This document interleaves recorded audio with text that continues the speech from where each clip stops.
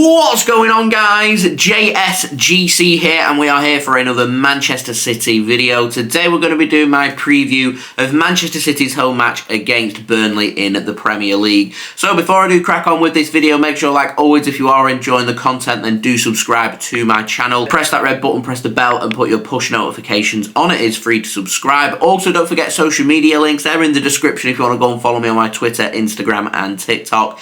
Email also in the description too if you want to hit me up for any sponsorships for any videos or any general business inquiries. Do get your thoughts in the comments below, including your score and team prediction for this game. Also, don't forget to leave a thumbs up. 100 likes is the aim. Finally, this video is sponsored and brought to you by BetMate, who are sponsoring all my previews for the season. There is no special Manchester City V Burnley pot running for this game. However, there are lots of other big prized pots running, including both teams to score, full-time results, and other Premier League pots running for Premier League match day number 22 for you to go and check out. Remember, use code JSGC10 on sign up and you'll get £10 in free bets, and you can use them free bets to join this pot for free. BetMate is available to anybody who is in the United Kingdom only, and it is available to anybody who is aged 18 or over. Finally, if you are going to gamble, please remember to gamble responsibly, and when the fun stops, stop. So on to the match information for this game, to the Etihad Stadium in the Premier League on Wednesday, the 31st of January 2024. Just coincidentally happens to be transfer deadline day as well, with a 7:30 PM GMT kickoff time, with the game being broadcast live here in the United Kingdom on TNT Sports. Anyone that is heading to the Etihad for this game, do have a great time. So our opponents for this game: Burnley, founded in 1882, led by manager Vincent Kompany. Here's to you, Vincent Kompany. Not doing too great at Burnley so far this season. He managed to get them promoted, had an outstanding season with them last season in the Championship, but struggling in the Premier League. 19th in the league, 3 wins in 21 Premier League games so far this season. They have, though, picked up 7 of the last 12 points in the last 6 games. So they are slowly starting to find their feet. They did draw at home to Luton in their last Premier League game, 1-1. They've not played since the 12th of January, so they should be very well rested, well energetic going into this game. They do have some very difficult fixtures coming up, including an away match here against Manchester City. They've then got Fulham at home. That's a huge game for them, because following that, Liverpool away, Arsenal at home, not very easy for them. They're needing points, 5 points adrift in the relegation zone at this moment in time, and that gap could get much bigger with games running out. So big game here for Burnley, also a big game for Manchester City. Every game's big and important for Manchester City when you're competing at the top of the Premier League and you're not currently sitting in first place. So in terms of danger men for Burnley, Amdouni's a good attacker, Lyle Foster too. I can't help but look at their team though and think there's a lot of Championship quality in there. Where's the Premier League quality? Where's them players that are going to make the difference? There's some good players dotted around. Trafford, James Trafford, the goalkeeper, love him. Former Manchester City man, he's a fantastic goalkeeper.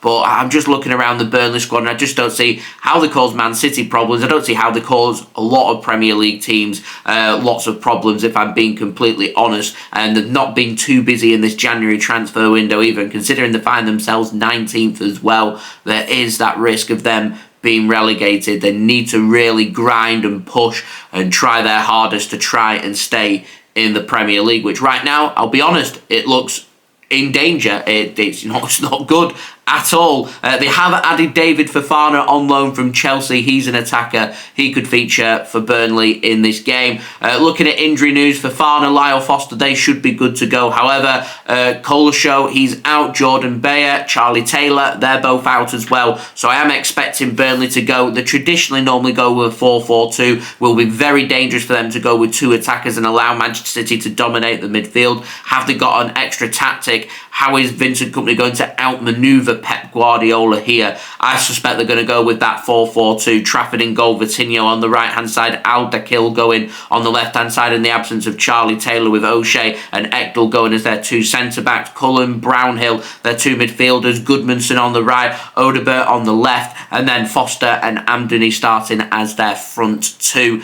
Looking towards the bench, Fofana, former City man, CJ Egan-Riley, and Aro Muric, the goalkeeper. They've got Jay Rodriguez, Jack Cork, all options in their squad, but you're starting to see the point that I was making there. I look towards Premier League players, that you need that experience, who know what it takes to keep teams in the Premier League, that show up in the important games, in the important moments, to grind out, get them results, get them points, get them wins, and stay in the Premier League. And I don't honestly think Burnley have got that right now, so maybe they're going to have a busy end towards this January transfer window. We'll have to wait and see. I don't see them causing Manchester City too many problems, but they are a Premier League team. They're there on merit, which means Manchester City, they need to play a good game to win this game. And if we do turn up and we play to the best of our ability, I'm confident we can pick up the 3 points. We can pick up a good result here and a comfortable victory, in my honest opinion. Now, Manchester City formed in 1894 under the name Manchester City, all the way back to 1880 forming under the name St. Mark's.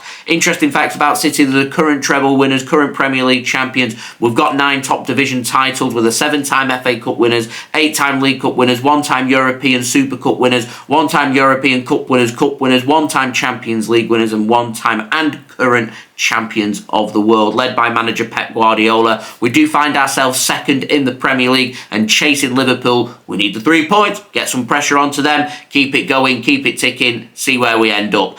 Form: won 9 of our last 10 games in all competitions, including our last game in the Premier League away from home against Newcastle 3-2. In our last game we played in the FA Cup away from home against Tottenham Hotspur, the Hoodoo, we ended it. It's over. We went to Tottenham Hotspur Stadium, we scored a goal, we won the game. We're full of confidence, and hopefully here we can carry that confidence forward and put in a really strong performance and win this game. Now, in terms of injury news for Manchester City, Manuel Akanji, he is out. John Stones, he's back. Erling Haaland in training, could finally be in contention. If he is in the squad, it'll more than likely be on the bench, not starting this game. However, it's a big confidence boost to see Erling Haaland on the bench. He's very close to being back from that foot injury that's kept him out for a couple of months. I think Manchester City have been overcautious when it's come to Erling Haaland, so hopefully he's fully over that. Hopefully he'll get some minutes here. Who knows, a return and back in amongst the goals and have an instant impact like what we've seen from Kevin De Bruyne. He could also potentially start this game.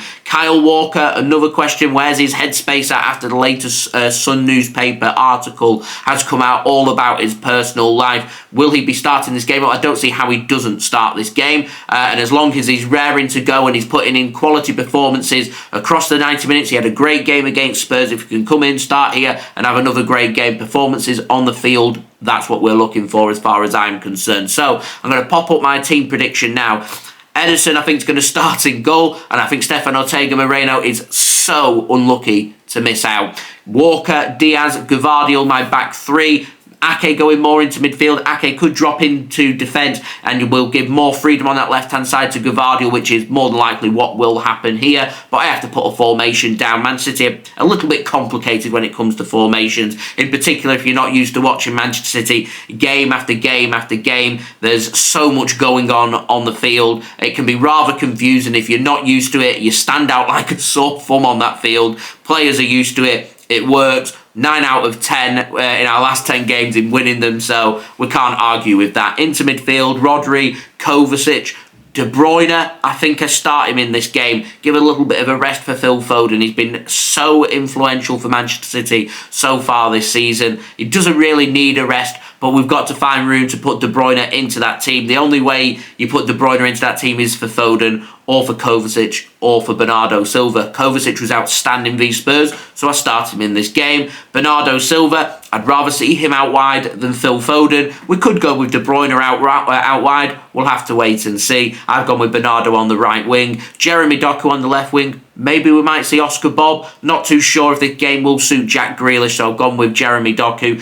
And a great opportunity here for De Bruyne and Doku to potentially get 90 minutes under their belt to showcase that they are fully over their injuries. And then Erling Haaland, as I said, give him 10 minutes, see how he's responding, and then give him more minutes, gradually integrate him back into the squad. Because I imagine City will be looking with one eye at that Champions League last 16 clash away at FC Copenhagen and hoping that Erling Haaland will be good to go for that game. So I start Alvarez in this match. The only other thing to talk about in terms of the squad, expect to see Mahamadou Sissoko more and more in the Manchester City first team squad, in particular on the bench, more than likely from now for the remainder of the season, now that Kalvin Phillips has left the club and joined West Ham United on a season-long loan. In terms of my score prediction then for this game, I'm going for a 3-0 victory for Manchester City. 2 goals in the first half. City wrap it up early in the second half, and then we coast to a comfortable win. Wouldn't that be nice? A nice, comfortable win where we can all just sit back, relax, and enjoy the performance. I'm going for goals today for Kevin De Bruyne, should he start, along with Alvarez and Bernardo Silva. In terms of my betting tips, I think there'll be 3 or more goals for Manchester City,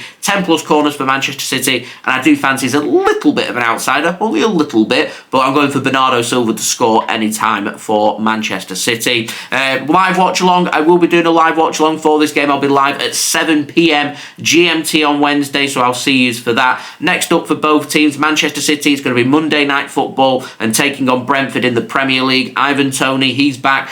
We haven't faced Brentford so far this season, the only team that we haven't faced so far this season in the Premier League. They were the only team to do the double over us last season. It's a must-win game for Manchester City to try and close that gap on Liverpool. Liverpool have got Chelsea at home Wednesday night. They're kicking off 45 minutes after Manchester City, so we can get a little bit of pressure onto them if we already win this game and win this game comfortably, and that game's still, 0-0 at half-time, for example, at Anfield against Chelsea. Just puts Liverpool under that little bit more pressure, so we'll see what happens with regards to that. Looking further ahead, Liverpool have got a big game coming up against Arsenal as well, so if Liverpool could drop some points, then that would be marvellous. In terms for Burnley, they've got a match Saturday 3 PM taking on Fulham.